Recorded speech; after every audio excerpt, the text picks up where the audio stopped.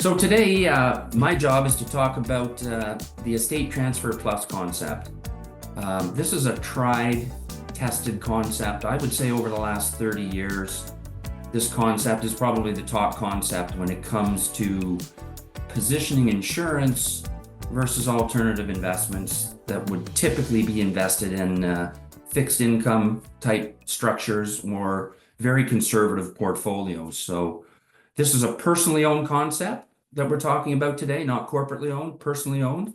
When we compare to alternative investments that are conservatively invested, I'm going to say rates of return of anywhere between 4 and 7%. Insurance looks wonderful. So we're going to go through the concept. You'll see the little plus sign.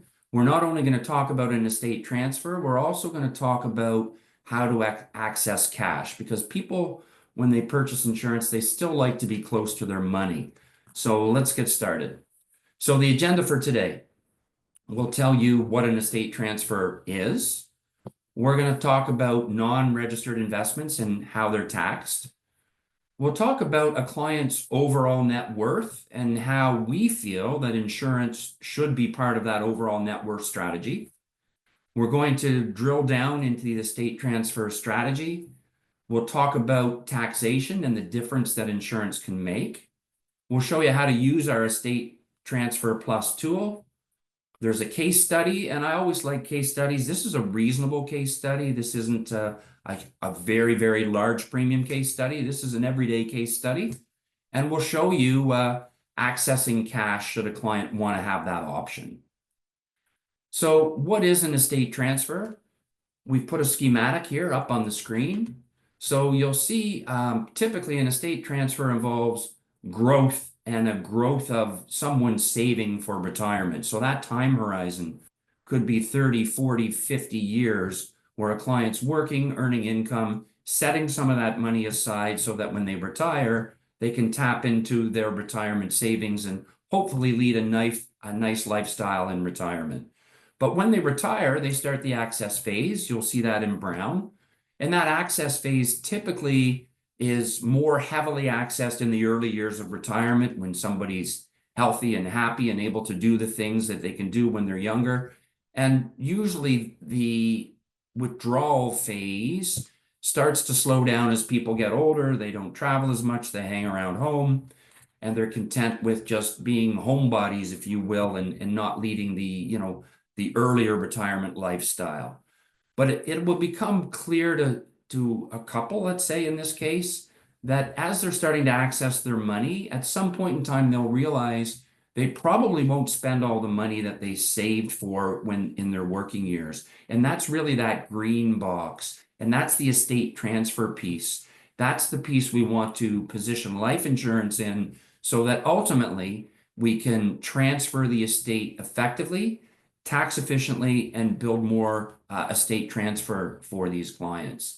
So this strategy is a tax advantage way to enhance a client's estate. So we believe that insurance should be part of someone's overall net worth. And we think there are 4 basic pillars to one's net worth. The first pillar would be fixed income investments. Let me just take a step back. This strategy, again, personally owned strategy, is aimed at, I would say, a demographic of 55 and up. We see this strategy age 55 and up. We see it on a lot of 70, 75-year-olds where when they reach that age, clearly they're not going to spend all their money. So what would their portfolio look like in the older ages, say 65 and up? Certainly there would be in their overall net worth some fixed income investments. That safe haven, a safe place for money, a place where they could ride out rocky investments and market conditions, especially if they're in the withdrawal phase. If markets are down, do they really want to reach into their equity investments to take money out at a time when markets are down and have that double hit? So they would have a fixed income portfolio. They would also have an equity portfolio because they realize if they retire at 65, they could live 35 or 40 years, and they're going to need some higher returns than what a fixed income portfolio would offer to ensure that they're not going to run out of money in their lifetime. The third pillar in some cases for some of your clients would be a business. They're business owners. They will either stay in that business till the day they die. They may pass that business off on a succession plan to some family members, or they may indeed just sell that business before they retire and count on that as part of their retirement income. Other clients that you deal with would own some real estate. Who could argue with that? Over 30 or 40 years, real estate has done very, very well, and people have gotten wealthy with real estate. But we also believe that the fourth pillar should be participating whole life insurance. And the reason for that is outlined in the green box below. And these would be 4 factors where participating life insurance shines versus how the other 3 pillars that we first talked about would perform. So let's look at participating whole life from a growth and risk point of view. So we know that PAR has been around for a long time. In Canada, Canada Life's been around for over 170 years. We know that PAR plans grow over time. Canada Life's never missed a dividend payment to a PAR policyholder, and it's dividends that help that policy grow. The risk on the PAR whole life side is minimal because most PAR accounts in Canada today have an asset mix of 60 to 70% fixed income and 30 to 40% non-fixed income. We're also able to smooth returns in a PAR account. So we don't have a volatile growth plan and risk plan when we're looking at participating whole life. The tax treatment, again, this is a personally owned policy for this strategy. The tax treatment could not be more favorable. We have tax advantage growth on the cash surrender value, and we know the death benefit is going to be paid tax-free at the time of death. From an access and liquidity point of view, clients can access their cash surrender value should they be able to, and that's going to be a focus of this presentation towards the end, accessing their cash value. The liquidity piece is probably the most important piece of a life insurance policy. Somebody dies, and on the distribution/liquidity of a life insurance policy, the distribution typically happens within 8 to 10 business days, happens with no probate, and on a personally owned policy, it's paid out tax-free. When you look at the other 3 asset classes in a total net worth, they cannot provide the same 4 conditions as well as a PAR life insurance policy. We have a great piece called Balance to Reduce Risk that is a really good conversation piece with clients that focuses on these 4 points and how the different asset classes function with those 4 points. I would encourage you to speak to your Canada Life regional sales manager. Balance to Reduce Risk is the piece, and it will help you position participating whole life insurance as one of the 4 pillars of clients' overall net worth. And the ultimate reason that we do this is to optimize personal net worth and enhance estate values for a client. So the estate transfer strategy looks like this. We have investments on the left-hand side. You invest your cash in a non-registered investment. You're going to pay annual tax on the growth of that. It could be dividend tax. It could be capital gain tax. It could be interest income. At death, when you pass away, if you haven't liquidated all of that and you still have a non-registered portfolio at death, you will pay realized capital gains tax at death when the portfolio has to be deemed that it's disposed of. When we transfer wealth with life insurance, it takes on a totally different look. You make your premium payment into the insurance policy, which is personally owned. You don't pay any tax on the growth of that policy as it accumulates in value over the years. And at death, there is a tax-free payout, which is made, as I said, within 8 to 10 business days, no probate, no tax. And when we have a personally owned policy with a named beneficiary, it also has the potential, important point here, to provide some creditor protection. So the estate transfer strategy will pay out the benefits to the named beneficiary. That will grow over time. It will, of course, provide an immediate benefit. It will grow over time and will only enhance the policy owner's estate in the later years.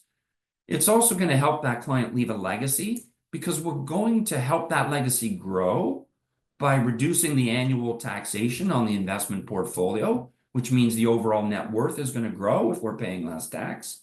And the payout on death is paid out to the named beneficiary on a tax-free basis. So where does this strategy fit for clients. As I said, typically the target market would be 55 to 75. These may be clients that need insurance, but I would also say to you that it's clients that may be interested in the benefits of permanent life insurance. I know that there's a lot of affluent people that own a lot of insurance, and you would probably say rich people don't need insurance. And you know what? They don't need insurance, but they're certainly interested in the benefits that it can provide. And those benefits all of a sudden now outweigh a need. They're looking at it and saying, if I can grow my money tax-free, if I can get it paid out when I die tax-free, that's a major benefit because I'm paying lots of tax on any other alternate investments that I'm paying on a non-registered basis. So the other thing you want to look for in this strategy is clients that have annual tax obligations from their investments. You want to make sure that they would obviously want to have a desire to say, is there a way for me to pay less tax on my investment income? And of course, they have to want to leave a legacy. It's life insurance. Ultimately, there's going to be a payout on death. That has to be an important reason why they want to buy the life insurance.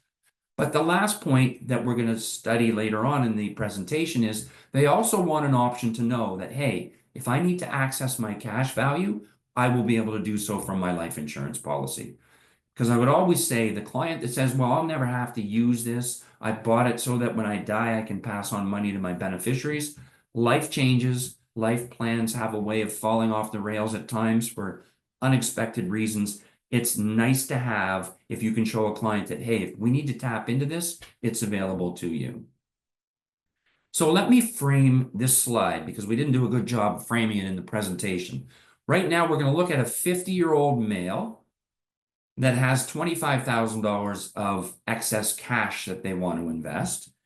And we're going to compare it to a life insurance policy. We're going to compare it to him putting $25,000 a year into an early cash value product, a Wealth Achiever 20 pay, versus him putting the $25,000 into a 5% fixed income investment, and his marginal tax rate's 53%. So let's take a look.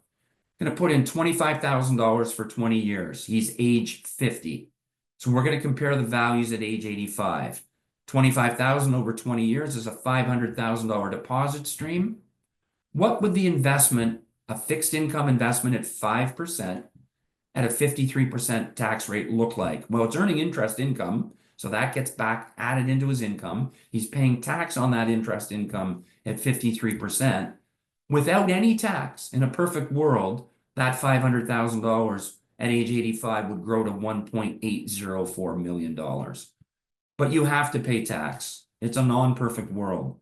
At the end of the day, at age 85, that $500,000 net of tax would turn into $906,000 of money after tax. Now, see the checkered box in red? That client over that 35-year period would have paid almost $900,000 in tax.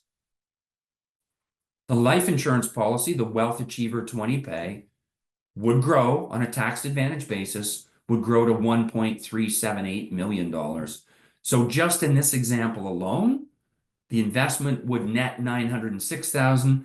The insurance policy at death at age 85 would pay out $1.378. We've enhanced the value here by $472,000. So now let's look at the estate transfer tool and how we use it and what it looks like. So this is going to generate a customized report. You can run this on your own, or we can help you run it. Doesn't matter. We're happy to run them for you. What's going to be on this customized report? We're going to show how taxes would erode wealth over a period of time. We're going to show a tax advantage way to transfer those assets using insurance. And we're going to definitely show the advantage that life insurance will offer to your clients.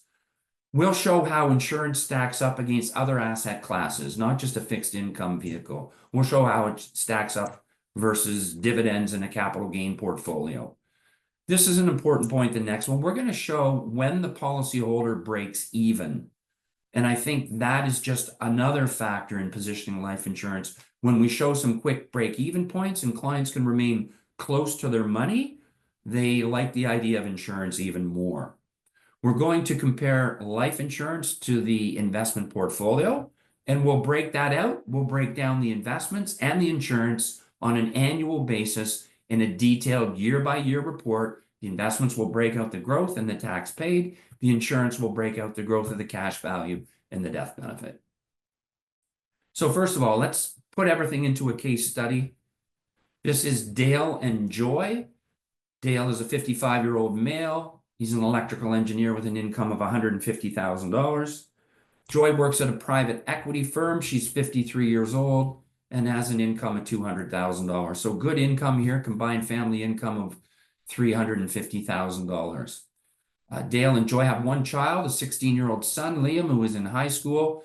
These would be the perfect prospect because they've followed the manual, they've followed it to a T, they've maxed their TFSAs, they've maxed their RSPs, they've maxed their son's RESP program. And after doing all that, they've come to the realization they still have an additional $25,000 of additional cash flow available to them. So their needs, they've established, hey, we earn good income, we're doing well, we don't have any debt, we're in a very good position. We think we're going to have more money than we need in our lifetime. Maybe there's some pending inheritance coming their way as well. They are risk adverse and debt averse. At their age, they go, we've done well, we don't want to take on any more risk. They want flexibility with payment on this $25,000 because they realize, hey, we think we're here now. If something unexpected comes up, we want to be able to roll with the punches and deal with it. They also have said, if we do something, we want to know that what we're doing will allow us to have access to cash if we need it in the future, if that's a necessary thing for us. So Dale and Joy's advisor is gone on to the Canada Life sales strategies and going to use our plan comparison with Accessing Cash Value tool, which compares different options for clients. They have $25,000 of cash available on an ongoing basis. So we're going to compare our Wealth Achiever product on the 3 platforms that it's available. Our Wealth Achiever product is available on a 10-pay, 20-pay, and a life pay to 100. Our Wealth Achiever product is our early cash value product. I'm a believer in seeing trends in PAR over the last few years that early cash value products are the products of choice by clients. They like to stay close to their money. So we're going to put $25,000 into the 10-pay, 20-pay, and pay to 100. We're going to put it in for 10 years, a total of $250,000. And here you see the cash value comparison at year 11. We see the 10-pay has $227,000 of cash. The break-even year is year 13. That means the cash value will equal $250,000 at year 13. On the Wealth Achiever 20-pay product, the cash value grows to $289,000. Break-even is year 7. The Wealth Achiever has a cash value of $301,000. The break-even is year 5. I should tell you that these plans have all been set up with maximum ADO. So there's a base premium and then the maximum ADO that was available. So the break-even point on the Wealth Achiever pay to 100 was year 5. So that means they've paid in $125,000 of premiums over 5 years. Their cash value equals $125,000. Now, this is an estate transfer, so they want to know the cash is there, but they also want to know what's that death benefit, that legacy that we're going to leave our son Liam down the road. So let's compare death benefits. On the Wealth Achiever Max 10, the death benefit at year 30 is $917,000. On the 20-pay, it's $846,000. And on the Wealth Achiever pay to 100, it's $979,000. Why is it more on the pay to 100? The initial cost of insurance was lower. Therefore, there's more ADO room to help that death benefit grow longer term to a higher amount. So those are the numbers. This is what the output would look like when you run the plan comparison and Accessing Cash tool. So if we take a look at year 30 here, they've put in $250,000 over 10 years. We've invested that. We've set up the alternative investment as a fixed income at 5%, and they're paying a 53% tax. So we see that the value of the fixed income instrument at 5% without any taxation would grow to $876,000. After 30 years, by the time they had paid the tax, they would net out the net value of that investment would be just over $450,000.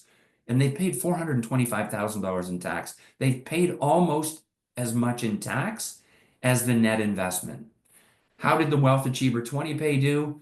It grew to $979,546.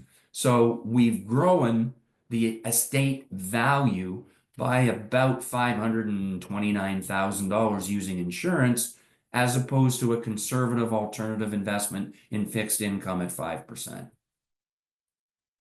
So Dale and Joy decide on the Wealth Achiever pay to 100 with the additional deposit option. This will give them some flexibility. They can choose to go on full or a partial offset after 10 years at Dale's retirement, age 65, based on current dividend scale. This would also be able to offset at -1 after 10 years. So they've built in a bit of a buffer with that additional ADO deposit and the max ADO deposit. They can continue the premium payments if they don't want to offset. If at the end of 10 years they go, we like the way this par plan's performing, it doesn't correlate to our the markets, it doesn't correlate to our investments that we already have, we can keep paying. And if we keep paying, there's only going to be more. So we're happy with that. The other beauty is when you have ADO on a policy, additional deposit option, you can start and stop that ADO as their situation changes. They may want to skip a year. They can do that. They can stop for 2 years and then restart. We have the most flexible ADO option in the marketplace. You can turn our ADO on and off for the lifetime of the policy, and you don't need financial underwriting, you don't need medical underwriting to restart it. And the other beauty of this is, as we've talked about, it's important for them. They said at the beginning, we want to be able to access cash if we need some in retirement, and they'll be able to do that. So we want to compare insurance to other asset classes, because some people may say, well, yes, but I mean, if your time horizon is 30 years, I know these people are 55, maybe they should be investing a little more aggressively. So let's look at that. So on the left-hand side, you see a chart. And this chart is the potential capital required to get the same net death benefit of $979,000 30 years later. We know on the insurance side, at current dividend scale, it took $250,000 of capital. Well, if they were going to use interest and just solid interest all the way through, they would need $544,000 of capital. If they were going to invest in just a dividend portfolio, a little bit less because the taxation is a little more favorable, they would need just over $409,000. And if they were going to go capital gains, they would need $311,000. The right-hand side shows the corresponding rates of return they would need for those different asset classes. And it ranges from 11.73 of interest income to 7% on capital gain. So a little more capital and more risk with a rate of return. So a little more risk. So the conservative approach here is the insurance wins with less capital and a lower internal rate of return. So it looks very favorable. So let's summarize what we've done for Dale and Joy. We've saved them $425,000 in taxation on their investments over 30 years. That $425,000 is just going to go right to the bottom line because they didn't have to pay that much in tax. We've added over $529,000 in the net estate benefit to their beneficiaries versus if they just ran with that non-registered portfolio. So over $500,000 extra dollars via the life insurance payout. And if we were to look at year 10, even with the life insurance policy, it outperforms the non-registered fixed income. There's $289,000 of cash in the life insurance policy that grows tax advantage versus $284,000 in the non-registered taxable portfolio. So a good result all the way around. So how do they access cash? So look, if they can access cash, it could be maybe just a one-time withdrawal if they figure it's a one and done, or they can access a series of cash withdrawals. They may want to do that to supplement retirement income. They may want to do it if something unexpected comes up and they need some cash. And really, I think the third point is key. They may want to access the life insurance policy because it'll mean they don't have to access some of their other investments and assets that maybe the timing isn't good for them to do that, or they just choose to say, you know what, let's use the life insurance policy. From the get-go, we were told we could access it, and that's why we want to access it first. So let's take a look at the policy loan and understand the mechanics behind it, because that's one way to access cash. They make a premium payment into the life insurance policy. There's no tax on growth. They send us a form saying we want to do a policy loan, and we say, sure, we'll process that policy loan. This is a key point. The loan is tax-free up to the adjusted cost base of the policy, tax-free. At death, the payout on death is reduced by any outstanding loan balance and interest, and the tax-free payout gets paid to the beneficiary. The cash withdrawal is treated differently. They make the payment into the insurance policy. There's no tax on the growth. They access the cash. A withdrawal may result in taxable income being reported.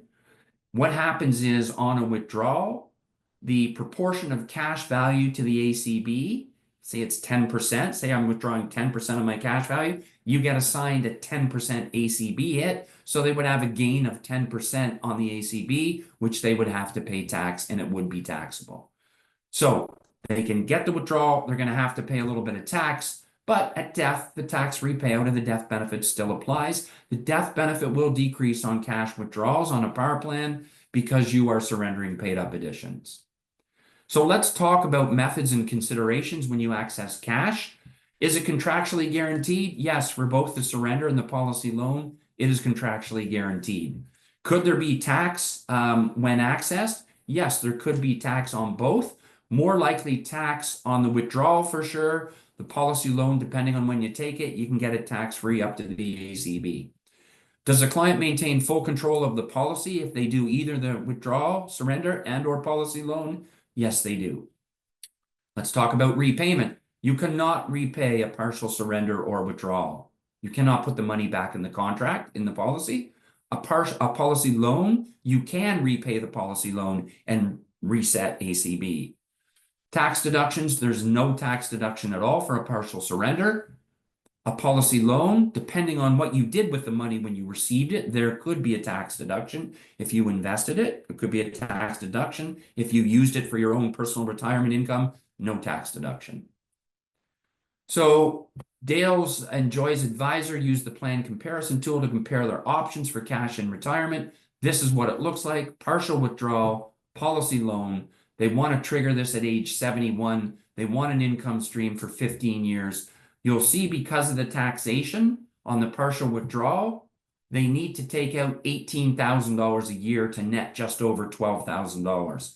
$12,000 was the number they targeted that they wanted in retirement for 15 years. They looked at it and said, if we take an additional $12,000 for that 15 years, that's an additional $1,000 a month. That's going to help us. But partial withdrawal, got to take more because there's some tax to pay. You need $18,000 to net $12,200. The policy loan, the current loan rate, this has changed. It's gone down as of yesterday to 8.45. They need to take out $13,938, so about $4,000 less, and they still net the same $12,000 amount.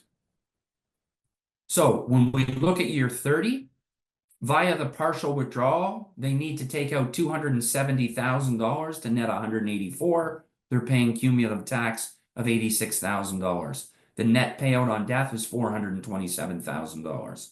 The policy loan, they need to access a total of less money because some of it was non-taxable, $209,000, and they paid $25,000 of cumulative tax, about $580,000 net to the estate. So a good result. The estate transfer concept. Here we're accessing cash. They're able to do that, enjoy the money, and still receive a decent payout on death.